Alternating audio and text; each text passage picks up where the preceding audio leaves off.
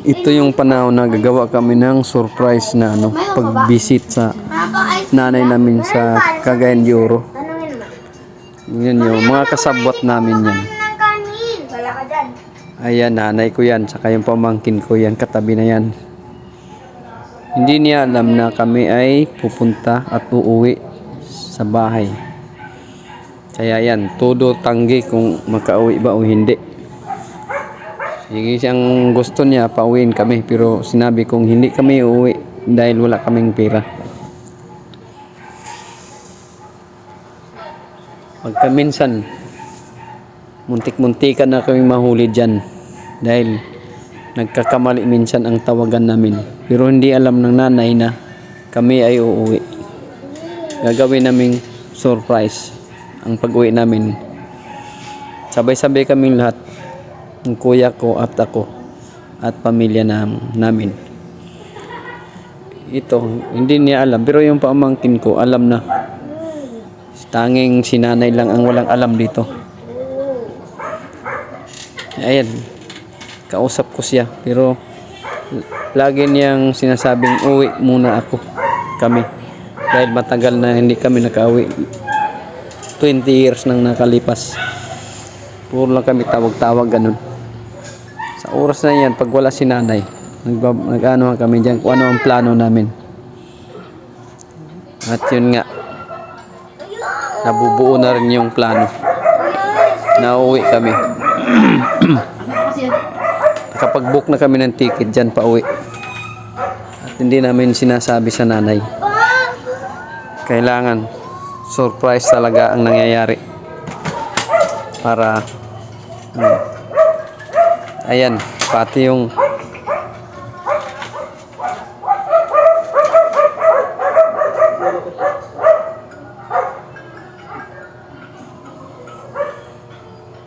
ate ko dyan, alam na niya. Alam na nilang lahat, tanging si nanay lang wala pang alam, at yung isang kapatid ko dun sa bukid nun. Dalawa lang silang walang alam dyan.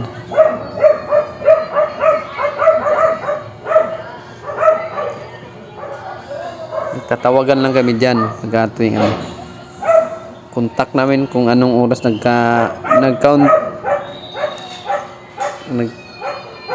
count na yung bunso ko dyan kung ilang araw na bago kami makauwi. Countdown na siya dyan. Ayan, dumating din yung kapatid kong yan. Alam na nila lahat yan.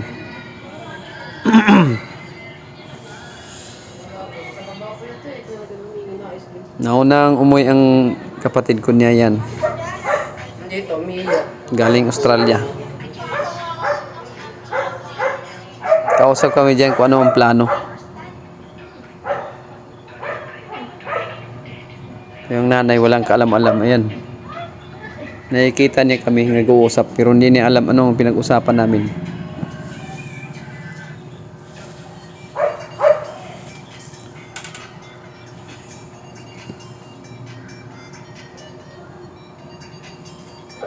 Habang palapit ang araw ng pag-uwi namin ay medyo gumaganda na ang panahon, wala nang ulan-ulan. At naging na rin, excited na rin ang dating. Naging mas excited nang pa-excited na. Habang binibilang nila ang araw kung kailan kami lilipad papunta ng Mindanao.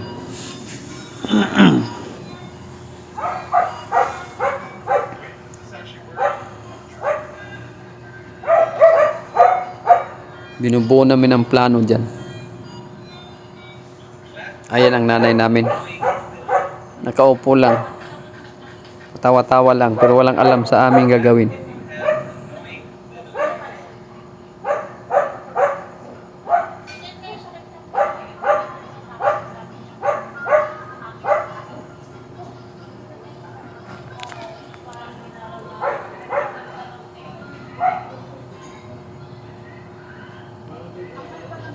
Yan ang big surprise para sa aming nanay.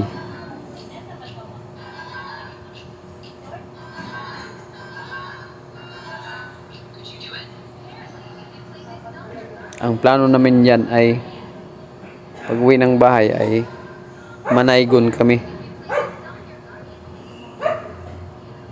Yan ang mga plano namin dyan. Ano lang ang schedule dyan, nandyan na yan. Kung sino ang susundo, sino ang kukuha doon sa airport sa pagdating namin.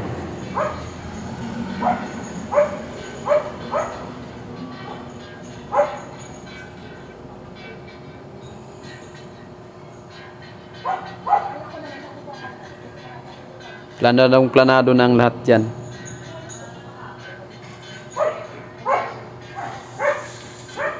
Kasabot ko na yan, yung pamangking kong yan, saka yung kapatid kong yan, kasabot na yan. Walang alam talaga si nanay dyan. Ayan, nakaupo lang oh. At isang ate ko, alam na ng lahat dyan. Tanging si nanay lang wala pang alam dyan.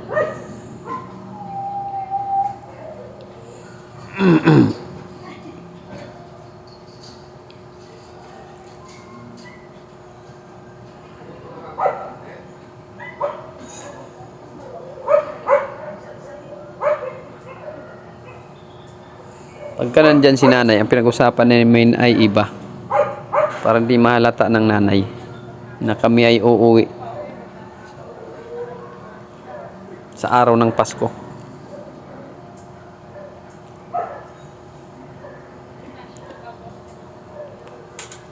Gugulatin namin siya pag uwi namin dahil magdi-December na ito.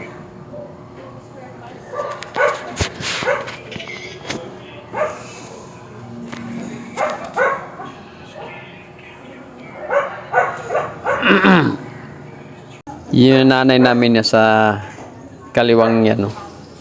Hindi alam na siya ang pinag-uusapan namin dyan. Tuloy pa rin ang kwentuhan namin dyan. Pero hindi niya alam na uwi kami.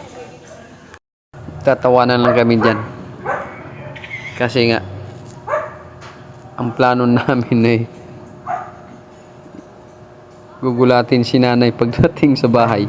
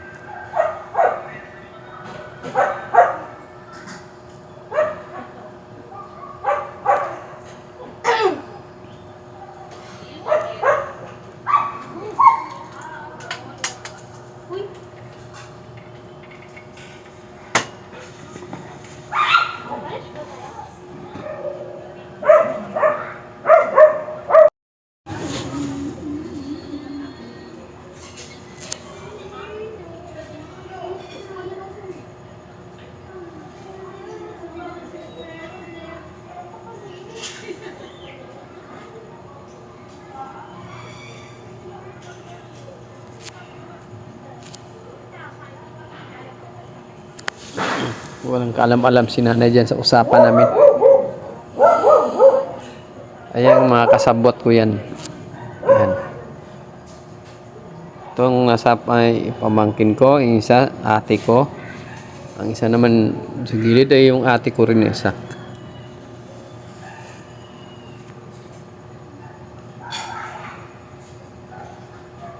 Ayan sila, dalawa. Mga ate ko yung dalawang yan. Nag-uusap kami dyan kung ano ang dapat gawin namin.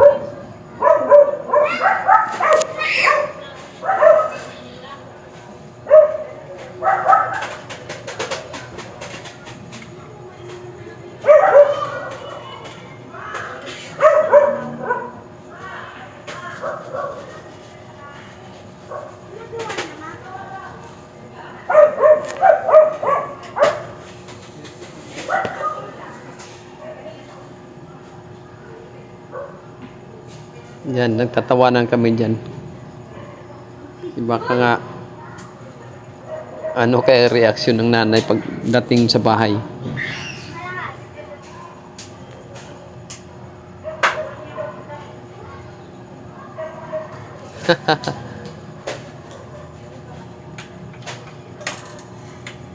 Planadong planado na ang lahat dyan. Habang palapit na ang araw ng aming pag-uwi.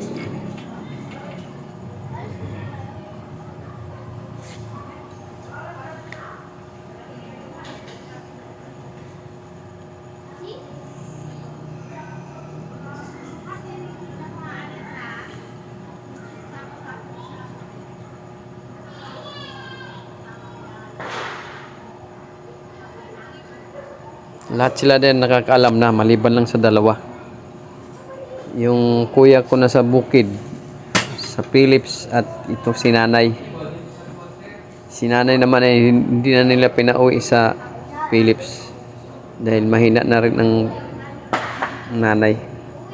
Hindi na makatagal ng lakad ng malayuan kasi may katandaan na rin.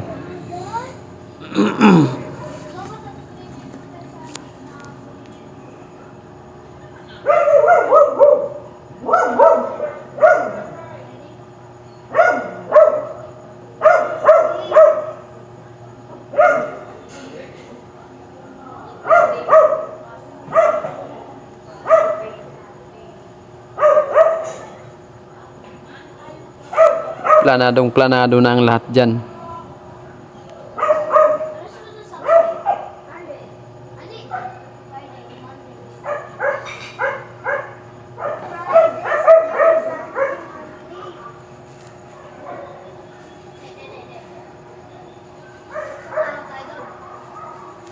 Lahat ng mga schedule dyan ay pinagplanuhan na.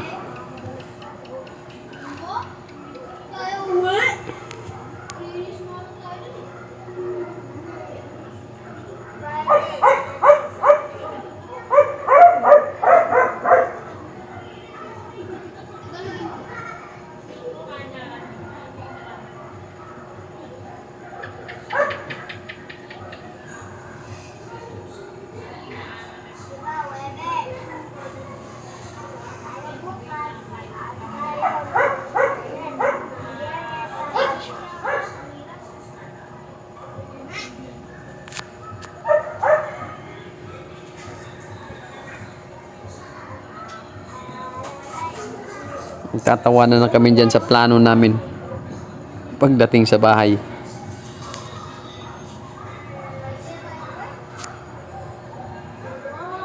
Parang nakikita ko na ang reaksyon ng nanay. Siyempre sa tagal na panahon kaming wala, hindi kami nakita-kita ng personal. At ngayon lang kami makauwi sa December na ito. Tiyak sigurado matinding excited ang mararamdaman ni nanay ko nito. Matatapat pa sa Pasko.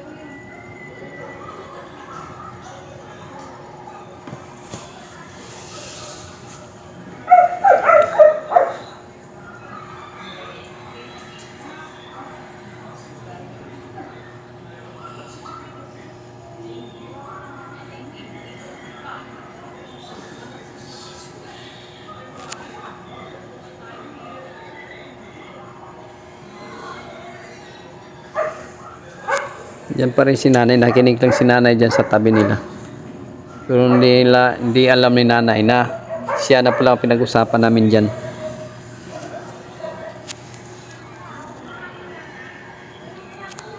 Para talagang surprise talaga. Napakalakas naman ng tahol ng aso na to. Ayaw man tumigil.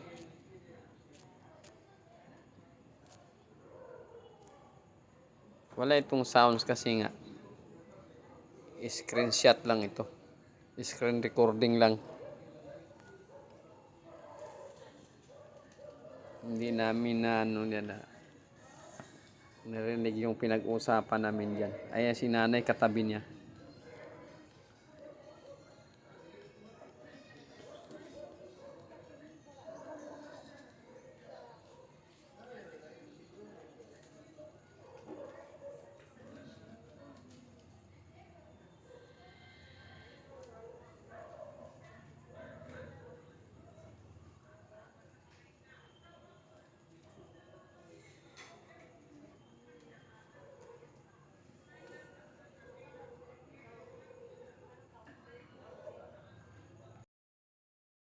At dumating na yung araw na hinintay namin dyan.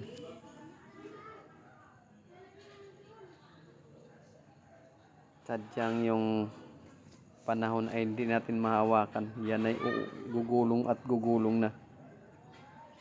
Sa dumating ang pizza ng aming dumating ng oras ng aming pag-alis galing sa Manila papuntang Mindanao. Lalong naging excited na lalo ang aming pagkikilos dyan dahil pauwi na rin kami. At ayan, handa na ang lahat. At dito nagbibihis na kami. Naghanda na kami dito para sa aming pagsakay sa eroplano pauwi na ng Mindanao. Kabisa kaming lahat, naghihintay na lang kami sa Grab dyan na aming masakyan papuntang airport. Excited na ang lahat dyan.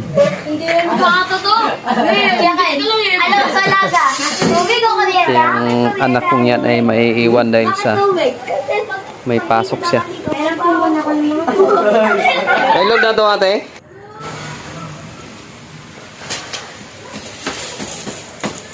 Ayan ang mga bata, excited na sila.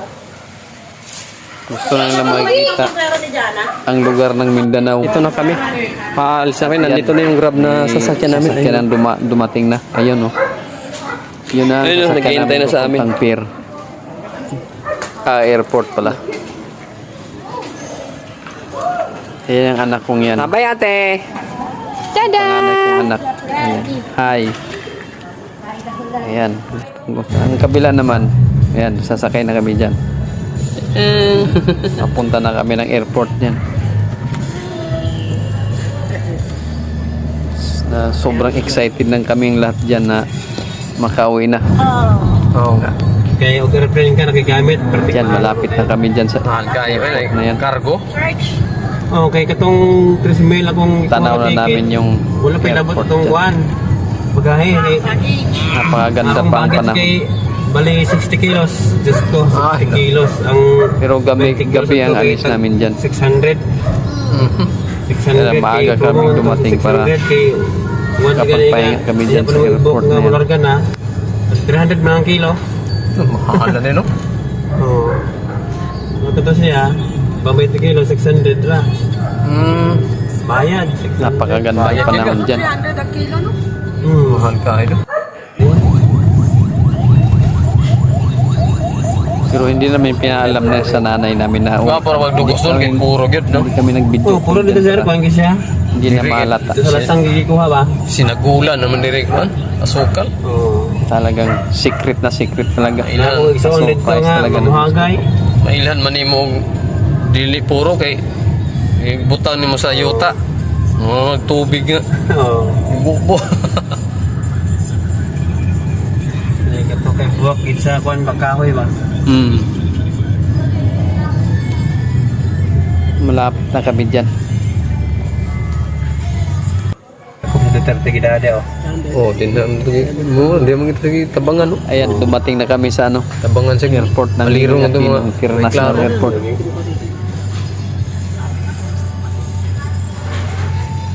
Tanaw na namin yung mga eroplano dyan na Dakop ng tao siya no. Siya pa nag-ihimog Biyahe. maayo, siya pa gidakop. ayun, Nag-ihimog yabag-yabag. Sus, namayagpag pa noon. lalong naging excited na ang pakiramdam dyan. Wala kami sa airport terminal. Lalong-lalo na dito na nakarating na kami sa Ninoy Aquino. Ayan na kami. Kami sa Ninoy Aquino Terminal Airport. Asam ka mga ugan eh? Pagtaunahan. Sunahan pa. Excited na ang lahat dyan. Musing o. Dire. Kani. Kaya pinatindari. Oh, bayad jeng, bayad. Pwede ka na matawid da sir. Dito. Ano kami, nagpunipo na kami dito. Bumaba na kami dyan. Ito. Hinahanap na namin dyan ang aming pupuntahan. Yan, buo na kaming lahat dyan. Hello guys! Hello guys! Hello guys! Patusan. Saan na tayo?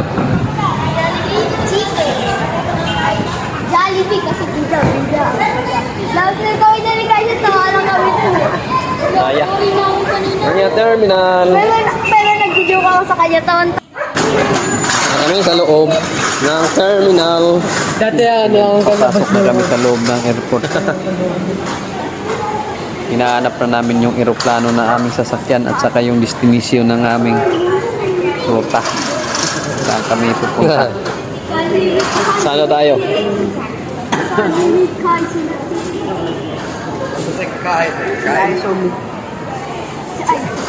Ano pa? Sobrang excited na yung mga bata dyan. At ang lahat Follow the leader. kasama.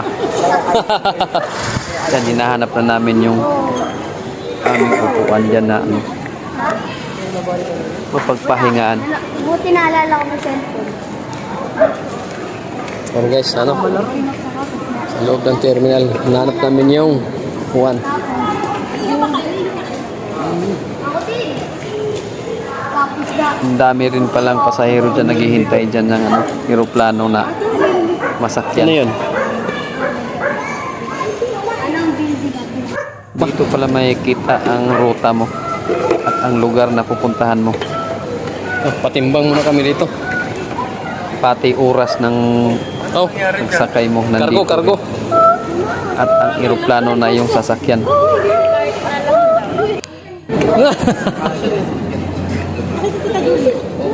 Andun sa dulo pa. A17 doon daw.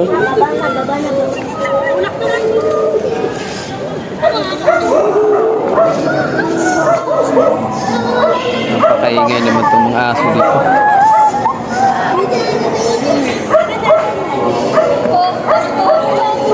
Mas malakas pa ang boses ng aso kaysa akin.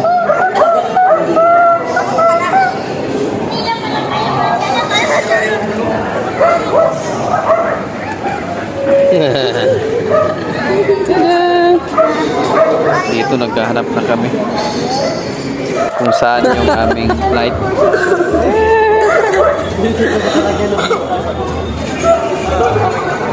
Nagtutulak kami dyan. Samantalang yung isang gulong ay ayaw umikot. Ang hirap itulak ang aming card.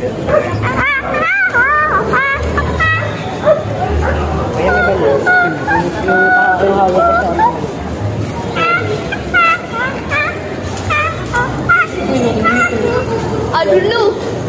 I mean, under. Oh, mga katuda.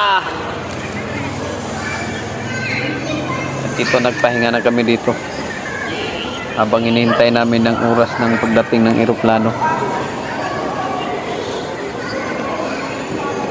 Yan, nakaupo muna kami dyan. Papahinga kami dyan. Hindi kami nakaramdam ng gutom dyan. Dahil napuno ng excited at saya ang pagdating namin dyan. At dito na lang habang ang part 2.